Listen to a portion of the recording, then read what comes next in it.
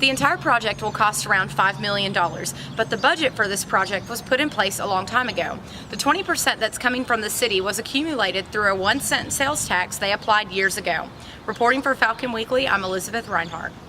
Rather than throwing things away in the trash can, students now have the ability to throw away aluminum cans, plastic bottles, and paper in the new recycling bins.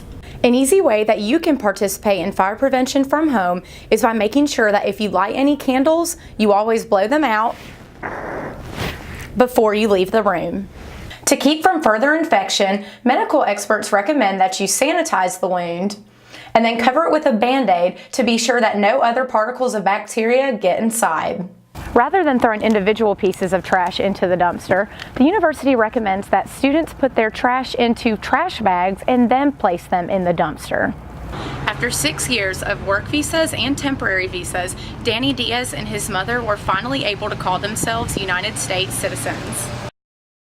Main Street in Alabaster just got a whole lot sweeter. I call us like a custom cake, cupcake, and ice cream parlor. After 4 years on Kent Dairy Road, Crystal Bryant has moved her pastry business to Highway 31. I expected it to be busy, but I did not expect it to take off like it did. K&J's Elegant Pastries is a family-owned sweet shop specializing in all kinds of treats, including cupcakes, cookies, and ice cream. Their most popular treat is the K&J, which is, this is it on the wall. So it's when we bring this out, they're like, oh my, you know, the reaction of bringing it out to the table is what I love. The decorations, atmosphere, and delicious desserts attract hundreds of people daily. And one woman comes to enjoy a treat multiple times a day. I went ahead and got one of their 16-ounce chocolate milkshakes.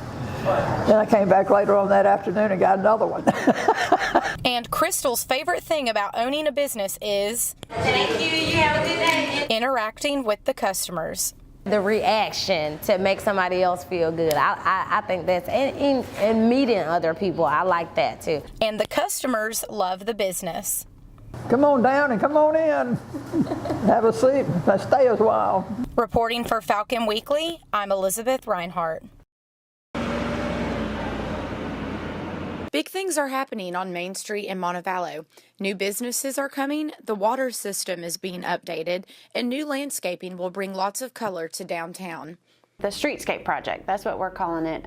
It's actually been a process that's been going on for the city for like 10 years or more. Marketing director and the assistant to the mayor, Sarah Hogan, says the whole idea of the project is to provide a more vibrant and community-friendly atmosphere. It's going to create more areas where people want to hang out, where they want to have gathering spaces. In order to create the hangout atmosphere that Montevallo wants, the mayor, Dr. Holly Cost, wants to make sure that they are bringing businesses and restaurants that the community is interested in.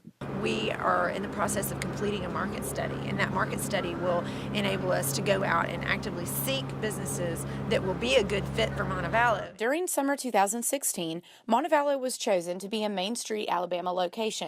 And because of that, the city is able to partner with and receive 80% of their funding from Alabama's Department of Transportation. It's actually an Alabama Department of Transportation project. And then, so a lot of the decisions that are made by ALDOT and not the city, but the city's doing 20% of it.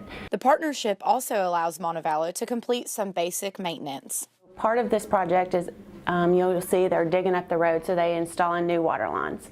It's also making it ADA compliant, so all the sidewalks are not only going to be wider, they're going to make sure that it's safe for anyone in wheelchair to access it safely. The entire project will cost around $5 million, but the budget for this project was put in place a long time ago. The 20% that's coming from the city was accumulated through a 1-cent sales tax they applied years ago. Reporting for Falcon Weekly, I'm Elizabeth Rhinehart. We may be hitting the 10-year mark. For most businesses, 10-year anniversaries are full of celebrations and excitement. It's hard to believe it's been that long. But the women at Personal Touch Salon can't help but feel sad. We had 30 days to make other arrangements. Located right in the heart of Montevallo, Personal Touch Salon's two hairstylists, Kathy Wright and Amy Vanderslice Hall, are no strangers. She and I have been working together since '99. So we're like family. But at the end of the month, their time as partners will be cut short. We've developed a lot of relationships, and it's not just about money, you know.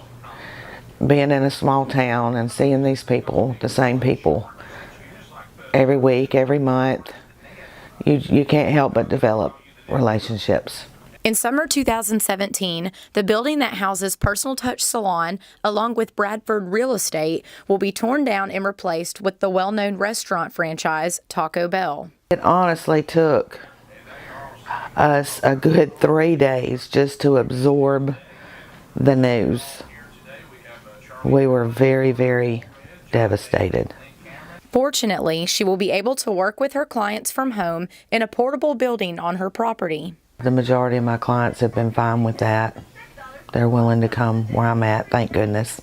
And even though Kathy is having to close up the Main Street shop, things happen, change happens. I know there's a lot of growth going on in this town, and that part's good. She's finding the silver lining in a sad situation. Reporting for Falcon Weekly, I'm Elizabeth Rhinehart.